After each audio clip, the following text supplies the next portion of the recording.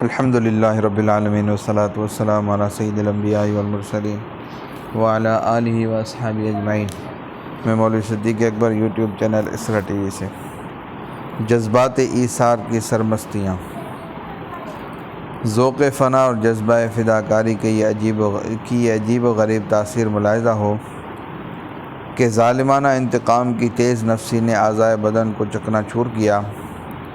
فاتحانہ رعونت کی ستم نوازیوں نے گدھوں اور چیلوں کے نوچے ہوئے ڈھانچوں کو دریا برد کیا، تو صفحات تاریخ نے بھی بے سوچے سمجھے خون شہادت کے ان پاک دھبوں کو اپنے دامنوں سے کھرچ دیا تاکہ فنائیت مکمل ہو جائے، اور عریانی تن بود غبار رہ دوست نیز بتیغ از سرم و کردند۔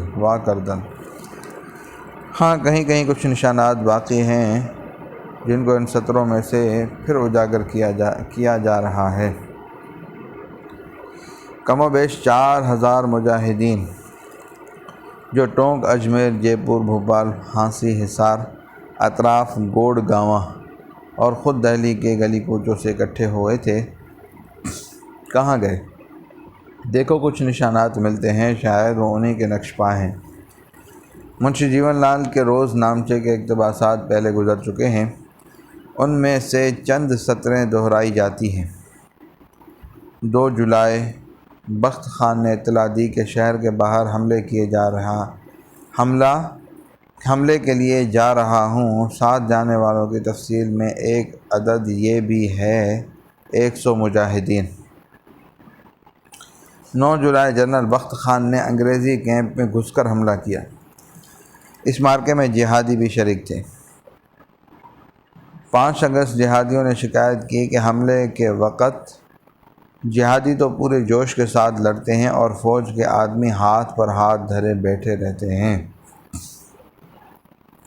حضرت مولانا فضل حق خیرآبادی جہادیوں کیے اس گروہ میں شامل نہیں تھے، مگر جہادیوں کے اس دعویٰ کی وہ بھی تصدیق فرماتے ہیں۔ منہم من کان یجالد ویحارب ویجاوب النصارى ویضارب۔ انہی مجاہدین میں سے وہ تھے جو ہر طرح نصارہ پر حملہ کرتے اور ان کا دفاع کرتے تھے۔ 2 ستمبر خبر ملی کہ چند ہزار جہادی مولوی جلال الدین کی سرکردگی میں کھلے میدان میں لڑنے کے لیے نکلے، جس کا نتیجہ یہ ہوا کہ مولوی اور ان کے کئی سو ساتھی مارے گئے۔ یہ 2 ستمبر تک کے دھندلے سے نشانات ہیں۔ 7 ستمبر 1857 سے انگریزوں نے مورچے تیار کر کے بڑی بڑی قلعہ شکن توپوں سے گولہ باری شروع کی، اور 1 ہفتے کی شبانہ روز گولہ باری اور آتش فشانی کے بعد 14 ستمبر کو اس قابل ہوئے کہ کشمیر گیٹ کے دراڑ شگاف سے فوج کا ایک کالم شہر کے اندر داخل کر سکیں، جہاں 19 ستمبر تک قدم قدم پر اتنا شدید مقابلہ ہوتا رہا کہ 12 انگریزی فوجوں کے چھکے چھوٹ جاتے تھے۔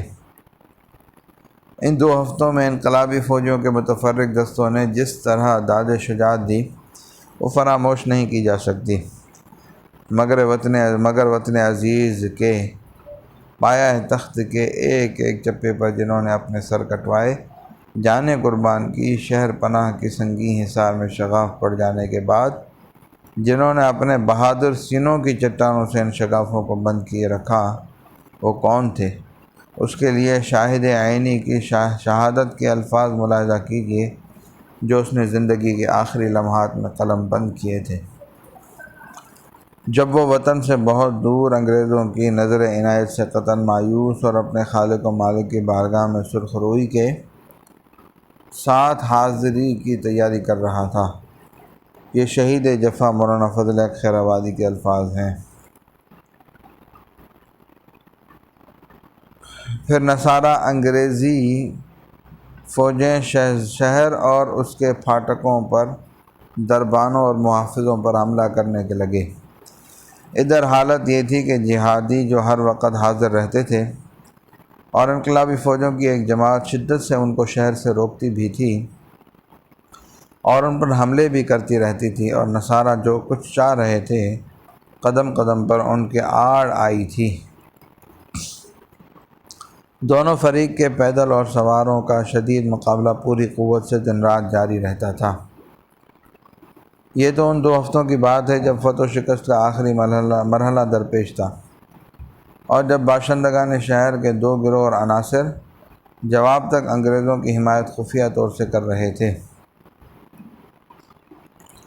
اب کھل کر سامنے آ گئے تھے، اور بڑی تعداد شکست کے آثار دیکھ کر شہر سے نکلنے لگی تھی۔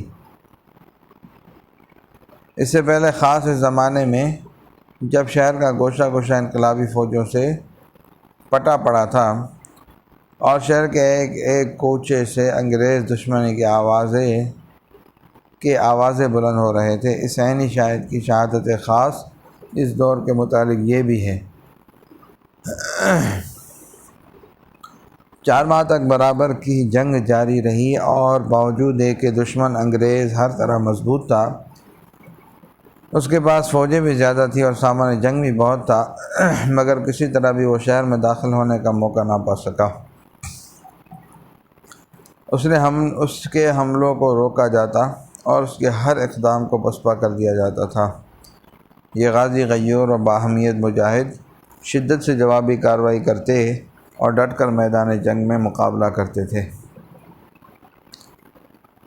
گھمسان کے وقت ثابت قدم رہتے، جہاں بھی موقع ملتا پینترا بدل کر آگے بڑھتے۔ اسی میں ایک بڑی تعداد نے شربت شہادت نوش جان کیا، اور سعادت ابدی اور اعلیٰ درجات پر فائز ہوئے، اور قرآن پاک کی اس بشارت سے مشرف ہوئے جن کے کارنامے اچھے ہیں ان کو ان کے کارناموں سے بڑھ چڑھ کر اضافہ اور جاتی کے ساتھ انعام دیا جائے گا۔ ان سرفروش مجاہدین میں بہت ہی کم زندہ بچے، جن کی حالت یہ تھی کہ بھوکے پیٹ رات گزارتے، اور جیسے ہی صبح ہوتی میدان جنگ کی طرف دوڑ جاتے اور بڑی شدت سے جنگ کی کارروائی شروع کر دیتے۔ کبھی باضابطہ فوج تلنگوں کے ساتھ شہر پناہ کی حفاظت کرتے، اور کبھی اپنی حدود کی ناکہ بندی کرتے۔ بقول مولانا خیر آبادی، یہ تھوڑے سے مجاہدین جو باقی رہ گئے تھے، انہوں نے اپنی جانیں کہاں قربان کیں، اور بھوک پیاس کی یہ گرانی کس طرح رفع کی، اس کا قصہ بھی سن لیجئے۔ جامع جہاں نما اور شہادت کی گرم بازاریں۔ جامع جہاں نما یا شاہ جہانی مسجد یعنی جامع مسجد دہلی، جو اس پوری صدی میں وقار ملت کی قبلہ نما کی حیثیت سے نمایاں رہی ہے، 14 ستمبر کو اس کی سیڑھیوں کے نیچے کھلے میدان میں ایک معرکہ ہوا، جس کا تذکرہ تمام مورخین نے کیا ہے۔ ہم اس معرکے کی تفصیل خواجہ حسن نظامی مرحوم کے الفاظ میں پیش کرتے ہیں، جن کا دعویٰ ہے کہ 1857 کے بہت سے واقعات انہوں نے شہر کے بڑے بوڑھوں سے، جو 1857 میں صاحب شعور تھے، زبانی دریافت کر کے قلم بند کیے ہیں۔ خواجہ صاحب تحریر فرماتے ہیں، فوج کا ایک حصہ سر تامس مٹکاف کے ماتحت تھا۔ وہ شہر کے حال سے خوب واقف تھے، کیونکہ وہ دہلی کے کلکٹر اور مجسٹریٹ رہ چکے تھے۔ اس لیے وہ اپنی فوج کو ایسے راستوں سے لے گئے جہاں دشمنوں کی آتش بازی بہت کم تھی۔ وہ جامع مسجد تک پہنچ گئے، اور جہاں آج کل ڈفرن ہسپتال ہے، یعنی جامع مسجد کے شمالی جانب کے سامنے جہاں اس وقت میدان تھا، وہاں کھڑے ہو کر کمک کا انتظار کرنے لگے۔ ان کو خیال تھا کہ اجمیری دروازے، کابری دروازے اور سبزی منڈی کی فوجیں حسب وعدہ یہاں پہنچ جائیں گی۔ انہوں نے آدھ گھنٹہ ٹھہر کر انتظار کیا۔ جامع مسجد میں اس وقت ہزارہ مسلمان نماز کے لیے جمع تھے۔ ان کو معلوم ہوا کہ انگریز مسجد کو بارود سے اڑانا چاہتے ہیں۔ ان سب کے پاس تلواریں تھیں، بندوقیں نہ تھیں۔ ان کا ایک آدمی مقبر پر چڑھا اور اس نے مسلمانوں سے پکار کر کہا، ممبر پر چڑھا، تمہارے امتحان کا وقت آ گیا ہے، دشمن سامنے کھڑا ہے، جس کو مرنا ہو وہ میرے ساتھ شمالی دروازے کی طرف آئے، اور جس کو جان پیاری ہو وہ جنوبی دروازے کی طرف چلا جائے۔ کہ ادھر دشمن کی فوج نہیں ہے۔ یہ تقریر سن کر مسلمانوں نے نعرہ تکبیر بلند کیا۔ ان میں سے ایک بھی جنوبی دروازے کی طرف نہیں گیا۔ ان سب نے تلواریں میانوں سے کھینچ لی۔ سب سے پہلے میانوں کو کاٹ کر پھینک دیا، پھر شمالی دروازے کی طرف دوڑے۔ مٹکاف کی فوج نے بندوقوں کی ایک باڑ ماری جس سے 200 آدمی شہید ہو کر گر پڑے۔ مسجد کی سیڑھیاں ان کی لاشوں سے بھر گئی، مگر مسلمان تڑپتی ہوئی لاشوں کو چھوڑ کر اس پھرتی سے آگے بڑھے کہ مٹکاف صاحب کو دوسرے گراپ مارنے کی مہلت نہ مل سکی اور تلواروں کی دست بدست لڑائی ہونے لگی۔ مٹکاف صاحب اور ان کی فوج کو ان پرجوش آدمیوں کے مقابلے سے شکست کھا کر بھاگنا پڑا۔ مسلمانوں نے کشمیر کے گرجات ان کا تعاقب کیا۔ صلی اللہ تعالیٰ علی حبیبی سیدنا محمد وعلی آلہ وصحبہ اجمعین برحمتک یا ارحم الراحمین۔